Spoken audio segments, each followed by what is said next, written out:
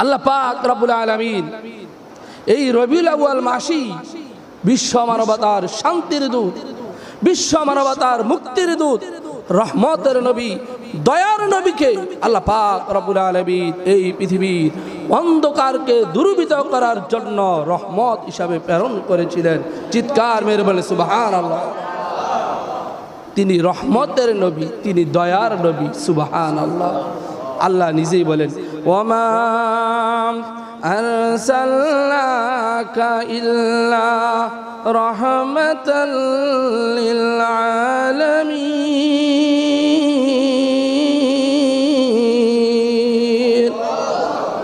আল্লাহ বলছেন, হাবিব আমি আপনাকে তামাম পৃথিবীর মাখলুকাতের জন্য, শুধু মানুষ নয়, জীব জন্তু তরুলতা হিংস্র প্রাণী পর্যন্ত তামাম পৃথিবীর সমস্ত সৃষ্টিকুলের জন্য আমি আল্লাহ আপনাকে রহমত হিসাবে প্রেরণ করেছি। বলেন সুবহানাল্লাহ।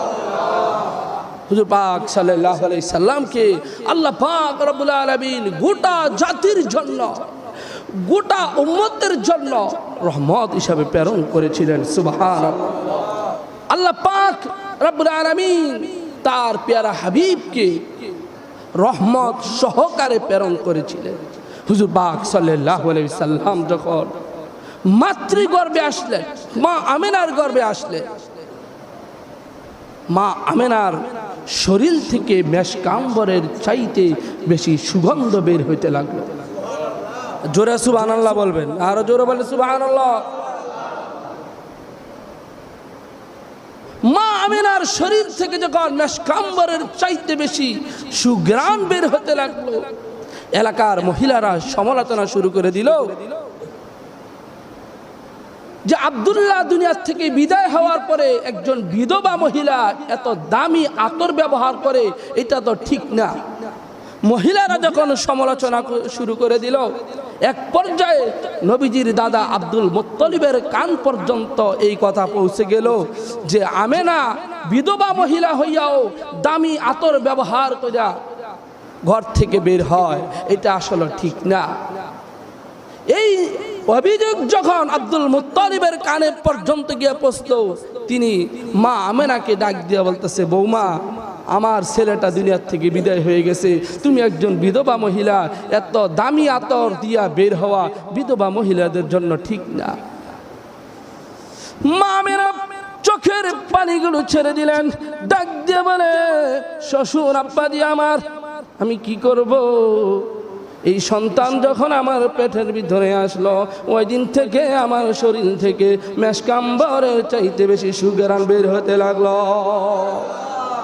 আমি কি করব? এই সন্তান যেদিন আমার পেটে আসলো, ওই দিন থেকে মেশকাম্বরের চাইতে আমার শরীর থেকে সুঘ্রাণ বের হতে লাগলো। মা আমেনা বলেন, শ্বশুর আব্বা আমি কি করব? আমি যখন এই সন্তানকে গর্ভে নিয়া আমি প্রচন্ড রৌদ্রের ভিতরে বের হই, আমার মাথার উপর মেঘমালা ছায়া প্রদান করে। আমি যখন রাস্তায় বের হই, রাস্তার দুই ধারের গাছগুলো মাথা নত করে একটু ঝুঁকে আমাকে সালাম প্রদান করে। বলেন সুবহানাল্লাহ। প্রিয় ভাইরা,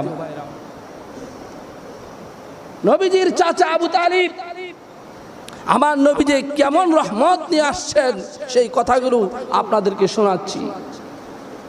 নবীজির চাচা আবু তালিব, যিনি আমার নবীজিকে লম্বা সময় লালন পালনের দায়িত্বভার গ্রহণ করেছিলেন, মুসলমান হয় নাই, কিন্তু নবীজির শরীরে এক ফোঁটা ফুলের আসর পরও এটা আবু তালিব সহ্য পারে নাই, সহ্য করে নাই। বলে সুবহানাল্লাহ।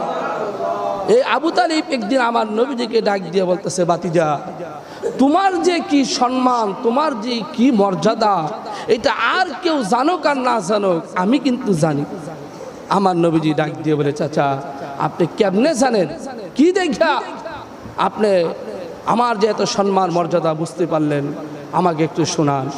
আবু তালিব ডাক দিয়ে বলে, বাতিজা কিছু কথা তোমার মার মুখ থেকে শুনেছি, আর কিছু আমি নিজ চোখে দেখেছি।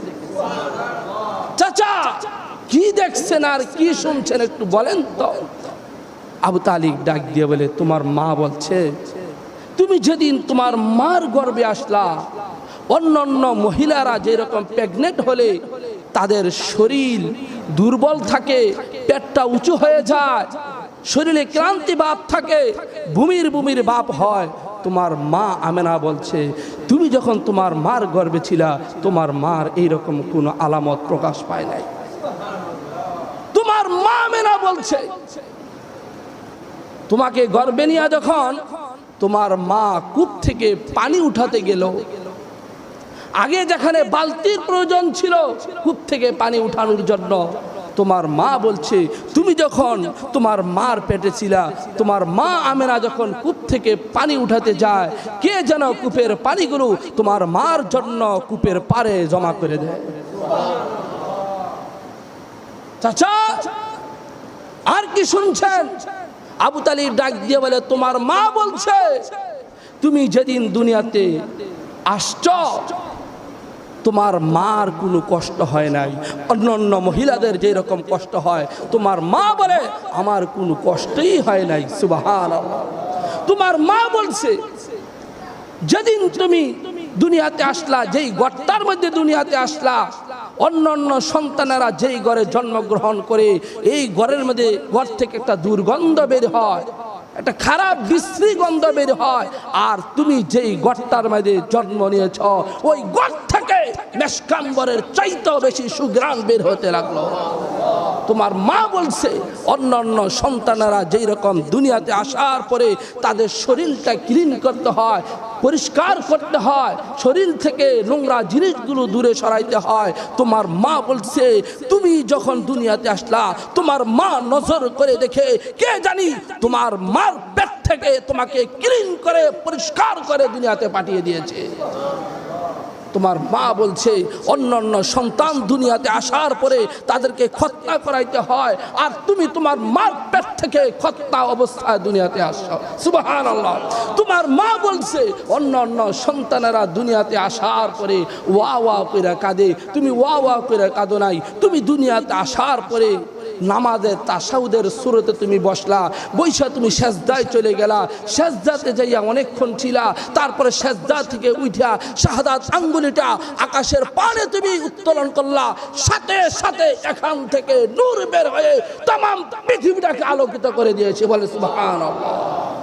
প্রিয় ভাইরা আমার, এইভাবে আল্লাহ পাক রব্বুল আলামিন মুহাম্মদুর রাসূলুল্লাহ সাল্লাল্লাহু আলাইহি সাল্লামকে রহমতের নবী হিসাবে দুনিয়াতে প্রেরণ করেছেন। সুবহানাল্লাহ।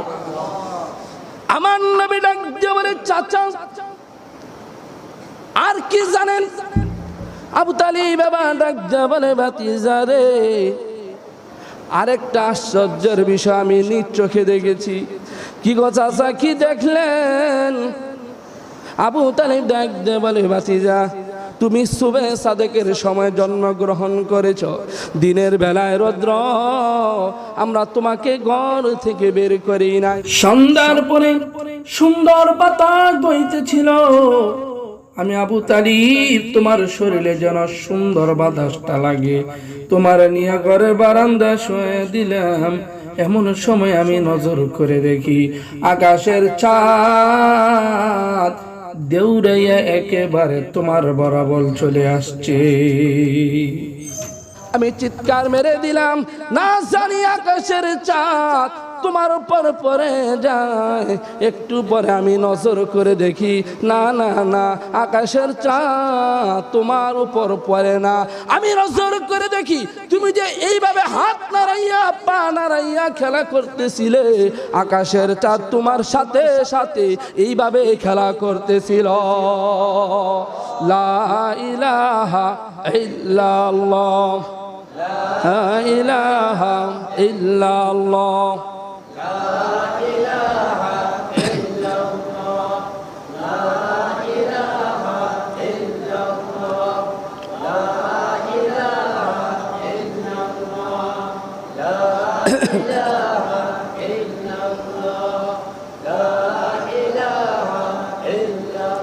লা ইলাহা ইল্লাল্লাহু মুহাম্মাদুর রাসূলুল্লাহ সাল্লাল্লাহু আলাইহি ওয়াসাল্লাম আল্লাহ পাক বলেন ওমা আরসালনাকা ইল্লা রাহমাতাল লিল আলামিন।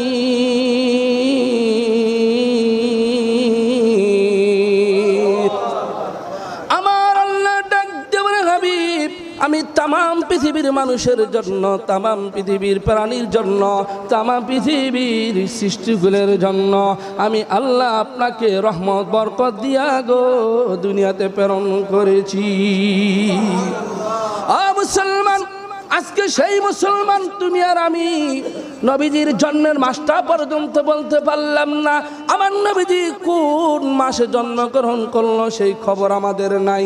কেমন কপাল পোড়া মুসলমান আমরা, নবীর সামনে কেমনে গিয়ে আমরা দাঁড়াবো? কথা বলেন ঠিক কিনা?